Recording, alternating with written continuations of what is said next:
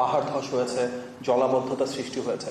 বিশেষভাবে চট্টগ্রাম বিভাগের ভিতরে চট্টগ্রাম, কক্সবাজার, রাঙামাটি, খাগড়াছড়ি এবং বান্দরবান এই 5টা জেলায় জনমানুষের ভেতরে একটা অভাবনীয়, অবর্ণনীয় কষ্টের সৃষ্টি হয়েছে। মাননীয় প্রধানমন্ত্রী সার্বক্ষণিক এই বিষয়টা মনিটরিং করছেন এবং ওনার বিভিন্ন টিম মেম্বারদের মাধ্যমে মনিটরিং করাচ্ছেন। ইতিমধ্যে আমরা জানি যে গতকালকে এই 5টি জেলা সবচেয়ে বেশি আক্রান্ত হয়েছে, যেটি চট্টগ্রাম, কক্সবাজার, রাঙামাটি, খাগড়াছড়ি এবং বান্দরবানের যারা রাষ্ট্র পরিচালনার সাথে সম্পৃক্ত রয়েছেন সরকারের ভেতরে থেকে স্থানীয় প্রশাসনের ডিসি, এসপি, ডিআইজি, সংশ্লিষ্ট কমিশনার, সিভিল সার্জন, ফায়ার সার্ভিসের সবার সাথে উনি মিটিং করেছেন, সুনির্দিষ্ট নির্দেশনা দিয়েছেন কিভাবে জনগণের সাথে থাকতে হবে, কিভাবে জনগণের পাশে থাকতে হবে। আগামীকালকেও মাননীয় প্রধানমন্ত্রী বাংলাদেশের সকল বিভাগীয় কমিশনারদের সাথে আলোচনা করবেন, ওনাদের মতামত নেবেন এবং ওনার নির্দেশনা প্রদান করবেন।